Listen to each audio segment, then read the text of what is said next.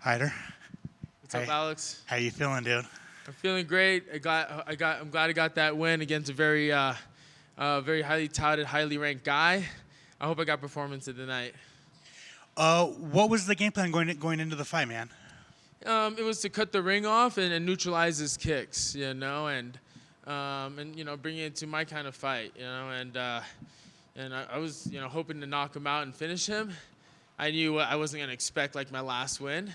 This guy's a very slick fighter. A lot of times, the guys who really like move a lot is an interesting matchup because they're just not gonna meet me in the middle and try to fight me.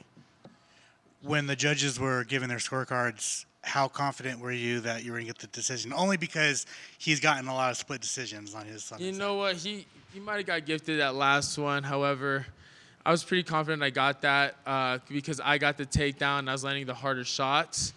Also, I'm doing the featherweight division a favor by taking William Gomis out. Every one of my fights is exciting. Just have me come fight. You're gonna get your money's worth. You're gonna see something amazing. If it's gonna be a decision, it's gonna be a firefight like that. Other than that, I'm gonna wipe them clean off the board. I'm pretty sure you can't make any boring fighter boring. You bring it. Exactly. Obviously, you're gonna have to go back and watch the fight. But how do you feel about your performance? Again, I can tell everyone I just had injuries coming to this fight, a lot of adversity. I'm just coming up the ranks, so I got to work and do a lot of things that don't allow me time to heal and recover. I feel like, you take care of me, I swear. Me without working and having all that other stuff I got to deal with, where I can just focus fully 100% on fighting, I think it's just over for everyone. I don't think no one can beat me. Was there, and I'm sorry about your loss. You said your dad and your dog. Last 6 months, my best friend, my dog, and I was a little strange for my dad, and he died like 3 weeks ago, a month ago. I never told anyone about it because I just don't want to I haven't seen him in a while, and it wasn't my choice it was my choice not to say, reach out to him. But now that I can't, it's kind of sucks, and he wasn't the best. But when I was younger, I was kind of upset that he wasn't in my life. But as I got older, I understand how things, like addiction and stuff like that can change a man, and I just wanted some closure in my life with that, and understand where everything went. But I didn't really tell anyone about that. I'm one of those people that, I didn't tell anyone I went to college and went, did my fighting for that. I'm just one of those people that I move under the radar in certain things I let people know. But other than that, I just, keep it to myself. I had a lot of things with injuries and stuff going on. I just didn't need another thing on my mind. I just want to stay focused on training and what I had to do to complete this mission.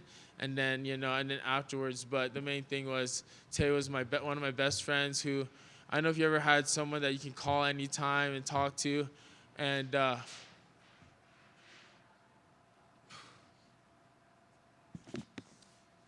today was his birthday. Man. Yeah, sorry, fuck. Okay. Yeah, I just held everything back for after this fight, and it just sucks. And you know what? I want to dedicate this win to him. But yeah. Sorry. It's all good, man. It's all good. Let it out. So on top of all that losses, you said you had tore your knee, tore your bicep. Like, were you ever close to pulling out of this fight? No.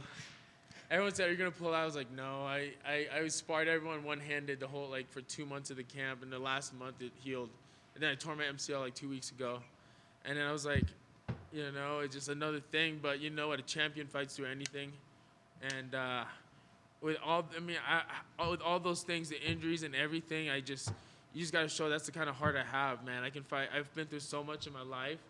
I was born in a slum in the Philippines. I had the last house in a slum, and I was always different. I came here to America. I've overcome so many obstacles. I tell you guys some of the stories of my life.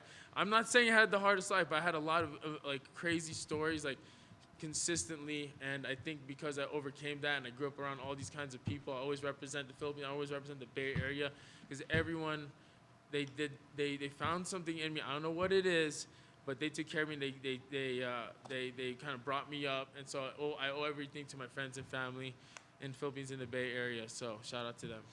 Obviously, you're going to need some time to heal up and mourn. When would you like to return? I'm down for summer, June, like May, June. Like I'm down. Just give me like a couple weeks just to heal and not do anything, and then I'm down to get back in camp or whatever. Ideally, I fight every season. I want someone in top 15, top 10. I'm down for, but I would love it like this summer, maybe June. I want to fight every season. And you have to get out of you got to get out of the Apex, right? Dude, my fights are way too exciting for the Apex. I can't imagine if my last fight was in arena, people would be going bonkers. Even if it was this fight also. So please put me in arena. I feel like I fight better in front of people. It's just so much more exciting when you win and win big in front of people. And you know what? UFC's about having spectacular fights. Watch all my fights. Tell me every time I fight in a stadium, the roof is blown off. So just expect that if I ever fight in an arena. And then finally, for me, there's a lot of comparisons between you and your coach Gil. It's like basically Gilbert Melendez point two. Like, I guess how cool is that to like? Obviously, you're your own fighter, but like to carry that legacy and that lineage. Before MMA, Gilbert, Jake, Nate, and Nick were my heroes. I always looked up to them because they were California guys, you know. So I always looked up because I was actually first a wrestler. So they came from a wrestling background and kickboxing, and then I just always looked up to them. So and you know, Gil, to have him in your corner, he used to do the Unlocking the Victory. He does the breakdowns, the commentating. You want someone who's also fought for the title, is a world champion, multiple organizations. He's so well learned and understanding. His fight IQ is insane. So having him in my corner is everything, and yeah, I get a lot of what I do from him, you know, break people. But I think everyone in Scrap Pack's kind of like that. We all have crazy endurance. We all can throw punches. I have a little bit of Gil. I have a little bit of Jake. I have a little bit of Nate and Nick, you know, in my style. So shout out to the Scrap Pack guys in my middle. Congratulations. Thank you so much. I know you said that champions tend to fight through everything, you know, and I know it's tough to kind of think about all the other stuff going outside. It's better to sometimes just shut it down so you can stay focused on the fighting. But we also know that the mental side of this game is probably, if not the toughest part outside of the physical things. But, you know, dealing with some of this stuff and actually allowing yourself to open up about it, did it feel better? Do you feel like it's helping the process? And now will you give yourself? Because I can see, we know how you are. You want to get back in the gym. You want to start doing it. But will you try to give yourself that time to kind of properly sort of just set and think things through in your head and make sure that you're in a good space? Yeah, I have to do that once all my work is done, you know, because that's just how I am. I gotta deal with. I can go deal with myself. You know, some people like to talk it out, but if I talk about things, it just I can't. I'm messed up for like a week. You know, I'm not as out there as I am. I'm not the most emotional person when it comes to real stuff like that. So I don't really like to talk about it or anything. And you know, I do talk to some people about it, but very briefly. And then I just, you know, maybe now after this, when I have a little bit of downtime, I can, you know, like talk to my family and friends about it. But, you know, I got to get my work done first, you know, and that's just that's just life. You know, I've had a lot of people, like, I've lost a lot in my life, seen a lot of messed up things. But again, you know, like my best friend and my dog, yeah, my dad, but one of my best friends and my dog was like probably like the hardest one, honestly. Yeah.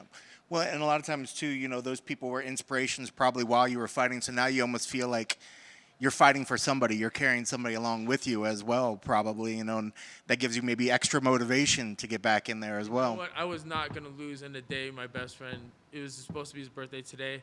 I would not allow myself to quit. I would not allow myself to lose when I was in there, and I was like, fuck, this is tiring. I was like, no, fuck that, dude. Sorry. I was like, good. I am not losing today, especially not then, especially not when his family's watching.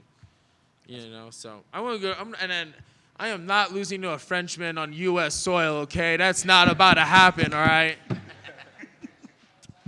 That's awesome. Congratulations on the victory. Sorry about your loss, and I hope you take time to process it, but looking forward to when you're back in there again. Thank you.